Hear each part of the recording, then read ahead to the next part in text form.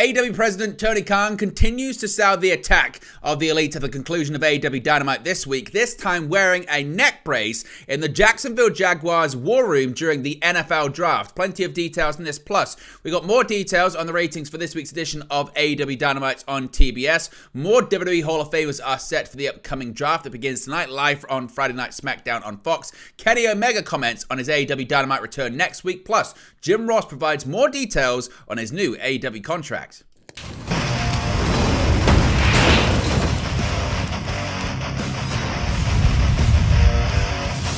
Hey guys, welcome back to Wrestling News 365. Hope everyone is doing very well. As always, there are plenty of news stories to get into in the world of professional wrestling. Let's start off talking about Tony Khan, who's had quite an eventful week, of course. He was attacked at the conclusion of AEW Dynamite by the Elite, that being Jack Perry, the Young Bucks, and Kazuchika Okada. And we had heard reports of Khan selling the effects of the beatdown, even to no fans being in attendance on a closed set during a taping of AEW Rampage in the early hours of Thursday morning for this parking lot brawl between Trent Beretta and Chuck Taylor, and he's continued selling the effects of the injury during the NFL Draft. Now, AEW President Tony Khan was given a shout-out by NFL presenters during the NFL Draft after the AEW CEO was spotted wearing a neck brace. Khan, the owner of the NFL side, the Jacksonville Jaguars, was seen in the NFL draft room selling the injury he suffered on this week's Dynamite after he was attacked by Jack Perry and the Young Bucks. The NFL analyst mentioned Khan, who was seated with his father, Shad Khan, and the father and son duo was seen smiling at the cameras trained on them. The NFL Network's Rich Eisen gave non-wrestling fans an update on why Tony Khan was wearing a neck brace and even sent his best wishes to the AEW founder. He said, quote, Tony Khan becomes the first ever NFL executive in a draft room, shaking off the effects of a pile driver he received on national television in a wrestling ring the night before. Such is life when you mix AEW and the NFL. Tony Khan, hang in there, buddy, said Eisen. Now, WWE commentator and former NFL player Pat McAfee also mentioned Khan on the Pat McAfee Show, with McAfee even going as far as to claim that Khan has a broken neck from the Meltzer driver, which was recently renamed the TK driver by the Young Bucks in honor of Tony Khan.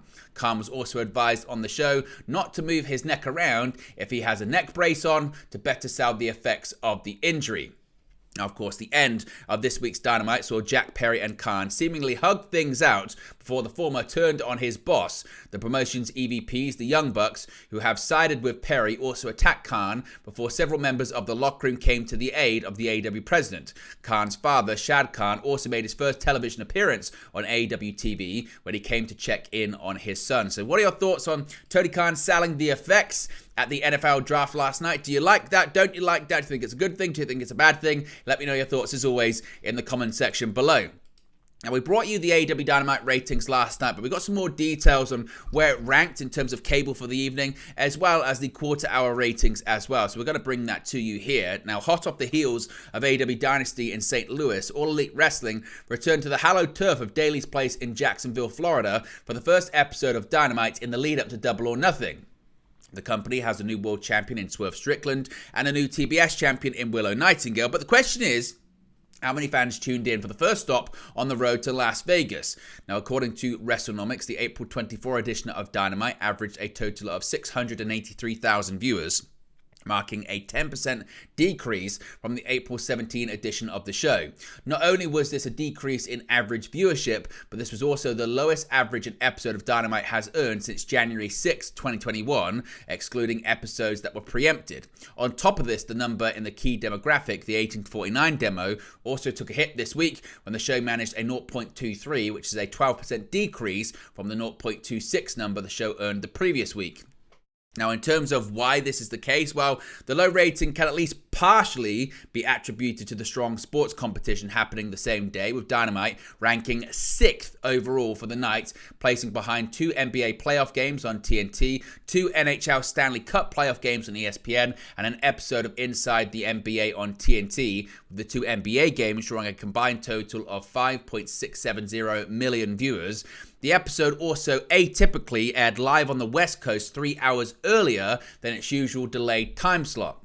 Now, in terms of the quarter-hour ratings, these come courtesy of WrestleNomics, so shout out to them. Be sure to subscribe to their Patreon service. Now, of course, fans who did tune in to Dynamite, they got to see Jon Moxley defend the IWGP World Heavyweight Championship against Powerhouse Hobbs, Swerve Strickland defeat Kyle Fletcher in a title eliminator match, Will Ospreay earn a shot at the AEW International Championship for Double or Nothing, and of course, the Elite viciously attack company president Tony Khan at the conclusion of the show. The show also did have significant sound issues on TBS, which some are attributing as well to a decrease in viewership. Now, as you can see, it largely followed a similar pattern to what we have seen over the last 90 days, albeit much significantly lower than the average in terms of total viewership, starting at just 792,000 viewers, that being the high point for the show. The show then gradually begun to decline, really declined in that quarter hour from 9 o'clock to 9:15. In the final segment, that segment that did have the Jon Moxley versus Powerhouse Hobbs conclusion, as well as the attack on Tony Khan, you did see a slight increase in terms of viewership, ending the show on 657,000, and above normal in the 18 to 49 demographic, 330,000 viewers tuning in. But certainly a show that was hurt by sports competition, a lack of interest in the product, as well as sound issues as well. What do you make of these numbers? Let me know your thoughts about it in the comments section below. Now, let's talk about the draft. Of course, it's not just the NFL draft this week, it's the WWE Draft. That begins tonight live on Friday Night SmackDown on Fox. Now, 2 more legends have been added to the list of those rumored to be appearing on SmackDown for the 2024 WWE Draft. Even more Hall of Famers' names have been revealed as potentially making appearances on tonight's edition of SmackDown to kick off the draft this year. Now, as the NFL gets to work in drafting players to their respective teams around the American Football League, WWE looks to cash in on the madness by also hosting the WWE Draft across SmackDown tonight on April 26 into Raw on Monday, April 29. While the scripted world of professional wrestling will see at least some in the know in advance regarding their draft status, according to reports, most WWE stars won't actually know in advance, adding to the intrigue as their reactions are often shown live. However, some more familiar faces may be on hand to provide reactions, as PW Insider is reporting even more Hall of Famers have been rumored to be in attendance for this evening's show. While previous reports noted potential appearances by the likes of former SmackDown General Manager Teddy Long, former WWE Champion John Bradshaw Layfield, former Women's Champion Alundra Blaze, now more names have been added. In addition to the previously mentioned, also Tori Wilson, Michelle McCool have been added to the legendary stars set to appear on SmackDown. Of course, if we get any more details on more names set to appear, we'll let you know in the future. Now, Kenny Omega, he's set to return to AEW Dynamite next week, and he's commented for the first time since the announcement has been made. Kenny Omega has been out of action since December 2023, but his return to AEW Dynamite has now been confirmed. With Omega being off our screens with diverticulitis since December, he has gone on to lose his spot in the Elites, being replaced with Kazuchika Okada. The recently returned Jack Perry has also associated himself with the new era of the Elite, leading the group to an attack over AEW owner Tony Khan at the conclusion of Dynamite this week. As AEW Dynamite heads to Winnipeg, Manitoba, Canada on May 1st, with Kenny Omega being confirmed to be in attendance in his hometown. It's not clear what role Omega will play next week on Dynamite, although he has broken his silence on the appearance, tweeting, quote, "It's been a long time." Now, Kenny Omega's last match in AEW was on the December 9th episode of AEW Collision, defeating Ethan Page. Prior to that, he had been teaming with Chris Jericho as one half of the Golden Jets, defeating the Young Bucks at AEW Full Gear in a title shot versus disbandment match. Of course, they were set to go on to challenge for the World Tag Team titles at World's End, but that didn't end up happening due to Omega's illness. And finally, Jim Ross, he's opened up about his new contract he signed with AEW. Jim Ross has clarified his current status with AEW, including how often he is set to appear and how he feels about working with Tony Khan. On his Grilling JR podcast, legendary announcer Jim Ross shared his current status with AEW and said he's tickled to death about it. Jim Ross said, quote, "Tony Khan hired me back to do pay-per-views and I'm tickled to death to be there on him. So once a month is great for me personally, and I hope that somewhere along the way there's another assignment or two thrown in there at times, either on Dynamite or a Collision. I think pay-per-views is what Tony had slotted for me to come in and contribute to. They're going to be once a month, and that's when I'll be there. But I would not be surprised if somewhere down the road, I had suggested this to him, maybe me doing a Collision on the Go Home show, the last Collision before the pay-per-view Sunday."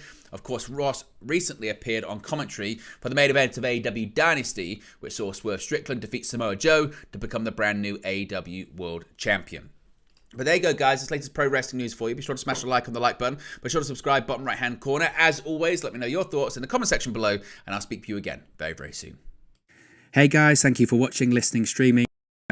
You come across this video today, be sure to click on the video on the right there to watch our next video, or click the bottom there to subscribe, or the bottom right hand corner. Thank you very much, and I'll speak to you again very soon.